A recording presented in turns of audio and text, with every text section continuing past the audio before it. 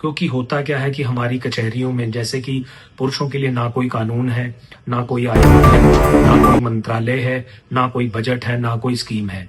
जितनी भी स्कीम्स हों या आयोग हो, वो एक ही लिंग के इर्द-गिर्द हमारे देश में घूमता रहता है।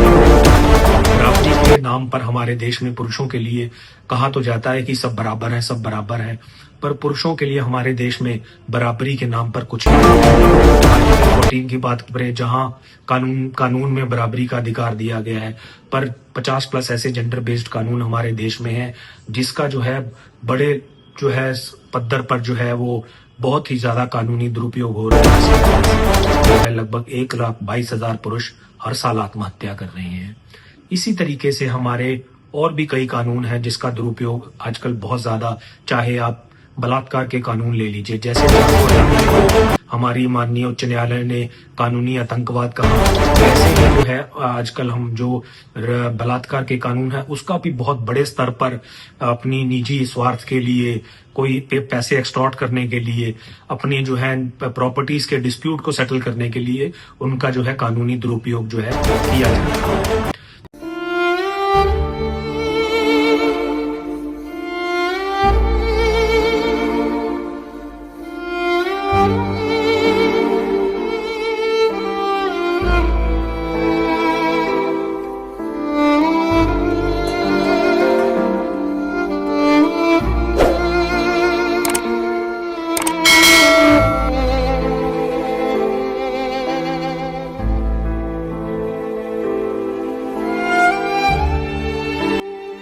नमस्कार साथियों, मैं Rohit Dogra save India family Chandigarh से।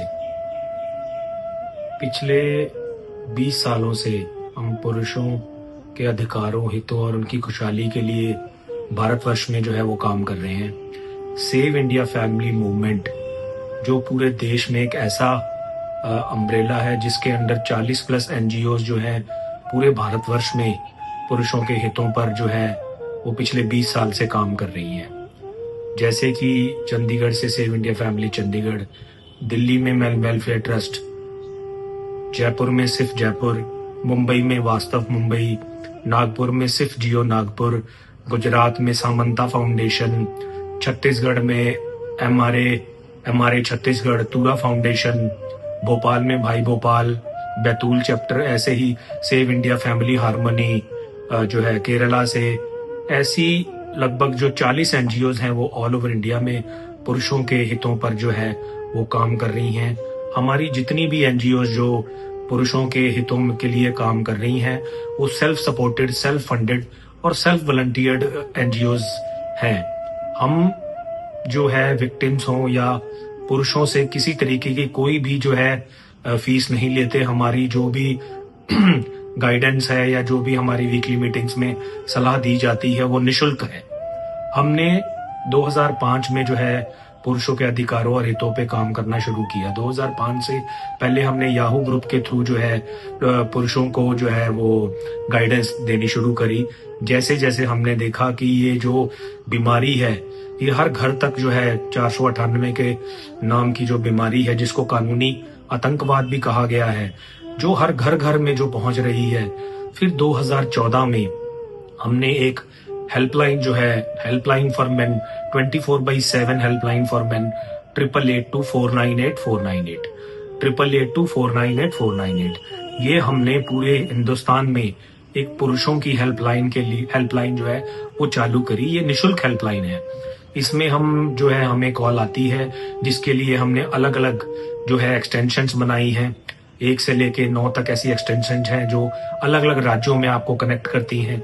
जैसे आप पंजाब है तो पंजाब के लिए जब आप 8882498498 जो है नंबर डायल करते हैं तो उसके बाद आपको एक्सटेंशन 2 करना पड़ता है। ऐसे ही जिस भी शहर या राज्य के लिए आपने जो है हेल्प सलाह लेनी है वो आप जो है उसका जो है एक्सटेंशन डायल कर सकते हैं। हमें जब हेल्पलाइन पे कॉल आती है तो फिर हम जो है लोगों को या जो विक्टिम्स हैं, उनके परिवार हैं, जो पुरुष हैं, जो प्रताड़ित हैं, उनको हम अपनी वीकली मीटिंग्स में बुलाते हैं। जो हमारी वीकली मीटिंग्स हैं ये देश के अलग अलग शहरों में जो है कहीं शनिवार को होती है, कहीं इतवार को होती है। वो हम आपके साथ अलग से साझा करेंगे कि हमारी वीकली मीटिंग्स जो है वो कहाँ कहाँ जो है किस किस राज्य में कब कब और किस किस समय पर होती है, तो ये हमारा नेटवर्क जो है हेल्पलाइन पे कॉल आने के बाद जब हम विक्टिम को अपनी वीकली मीटिंग्स में बुलाते हैं, जब हमारी हेल्पलाइन पे कॉल आती है तो विक्टिम बहुत हताश होता है, परेशान होता है। उसको समझ नहीं आता कि वो अपनी बात किस तरीके से रखे, वो अपनी बात किससे करे, क्योंकि उसके पास किसी तरीके का ना कोई कानून है, ना किसी तरीके की कोई हेल्पलाइन है जहां वो अपना दुख जो है वो साझा कर सके। फिर हम उसको हेल्पलाइन पे से के जरिए हम अपनी मीटिंग्स में बुलाते हैं। मीटिंग में बुला के उसकी समस्या का जो है को सुनते हैं। फिर उसको हम लीगली जो है गाइड करते हैं कि उसके पास क्या क्या जो है जो है उसके पास जो समझ लीजिए कि क्या क्या जो है रास्ते हैं जिसको वो अपना के अपने आप को जो है इस कानूनी आतंकवाद से बचा सकता है। तो फिर वीकली मीटिंग में आके सबसे पहले हम उसको मोटिवेट करते हैं। मोटिवेट करने के बाद हम उसको स्ट्रेंथन करते हैं ताकि वो मजबूती से जो है अपनी बेगुनाही जो है उसको जो है साबित कर सके। क्योंकि होता क्या है कि हमारी कचहरियों में जैसे कि पुरुषों के लिए ना कोई कानून है, ना कोई आयोग है, ना कोई मंत्रालय है, ना कोई बजट है, ना कोई स्कीम है। जितनी भी स्कीम्स हो या आयोग हो, वो एक ही लिंग के इर्द गिर्द हमारे देश में घूमता रहता है। बराबरी के नाम पर हमारे देश में पुरुषों के लिए कहा तो जाता है कि सब बराबर है, सब बराबर है, पर पुरुषों के लिए हमारे देश में बराबरी के नाम पर कुछ भी नहीं। आर्टिकल 14 की बात करें जहां कानून में बराबरी का अधिकार दिया गया है, पर 50 प्लस ऐसे जेंडर बेस्ड कानून हमारे देश में है जिसका जो है बड़े जो है पद्धर पर जो है वो बहुत ही ज्यादा कानूनी दुरुपयोग हो रहा है, जिसकी वजह से जो है लगभग 1,22,000 पुरुष हर साल आत्महत्या कर रहे हैं। इसी तरीके से हमारे और भी कई कानून हैं जिसका दुरुपयोग आजकल बहुत ज्यादा, चाहे आप बलात्कार के कानून ले लीजिए, जैसे 498 को हमारी माननीय उच्च न्यायालय ने कानूनी आतंकवाद कहा, वैसे ही जो है आजकल हम जो बलात्कार के कानून है उसका भी बहुत बड़े स्तर पर अपनी निजी स्वार्थ के लिए, कोई पैसे एक्सटॉर्ट करने के लिए, अपनी जो है प्रॉपर्टीज के डिस्प्यूट को सेटल करने के लिए उनका जो है कानूनी दुरुपयोग जो है किया जा रहा है। तो हम चाहते हैं कि आप सब जो है सेव इंडिया फैमिली मूवमेंट में इस परिवार का सदस्य बनिए, ताकि हम पुरुषों के अधिकारों की जो बात कर रहे हैं उसको हम मजबूती की सरकारों के सामने जो है रख सकें। क्योंकि पुरुष और महिला जो है वो हमारे देश का एक अभिन्न अंग है। पुरुष और महिला जो है जब हम बराबरी की बात करते हैं तो वो एक दूसरे के पूरक हैं। हमें पुरुष और महिलाओं को बराबर जो है साथ जो है लेकर चलना है। अगर हम एक लिंग को बढ़ाकर दूसरे लिंग को अगर झुकाते हैं तो सभ्य समाज जो है वो हम नहीं बना सकते। इसलिए हमें जो है जब बराबरी की बात होती है, आर्टिकल 14, आर्टिकल 15 और आर्टिकल 21 की बात होती है, तो उसमें हमें पुरुष कहीं खड़े नजर नहीं आते। इसलिए हम चाहते हैं कि आप सेव इंडिया फैमिली मूवमेंट के साथ जुड़े, इस आंदोलन का सदस्य बने, ताकि हम जो है इस आंदोलन को जो है घर घर, क्योंकि ये जो समस्या है ये घर घर की समस्या है।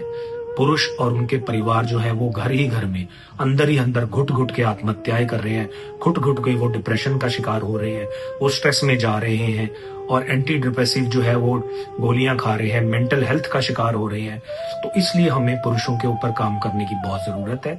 जब आप देखिए कि हमारे देश में जानवरों के लिए, एनवायरमेंट पे, रोड्स के लिए, माइंस के लिए, बच्चों के लिए, महिलाओं के लिए मंत्रालय हैं, पर पुरुष जो हमारे देश की आधी आबादी है और हमारे देश का 80% जो है वो करदाता है, उसके लिए हमारे देश में ना कोई आयोग है, ना कोई मंत्रालय है। तो हम चाहते हैं कि आप सब जो है हमारे इस आंदोलन का सदस्य बनिए, सेव इंडिया फैमिली मूवमेंट के साथ जुड़िए और हम इस आंदोलन को और बड़ा बनाएं, ताकि जो हमारी सरकारें हैं जो पुरुषों की बात करने के लिए कतरा रही हैं या पुरुषों की बात करना नहीं चाहती, जिनको महिलाओं में ही जो है एक वोट बैंक दिखता है, हम उन पर, उनके ऊपर, उनके साथ या उन तक मजबूती से अपनी बात जो है पहुंचा सकें। तो आइए हम सब इस परिवार को आगे बढ़ाएं और हम सब एकजुट हों और इस आंदोलन को और आगे बढ़ाएं। धन्यवाद।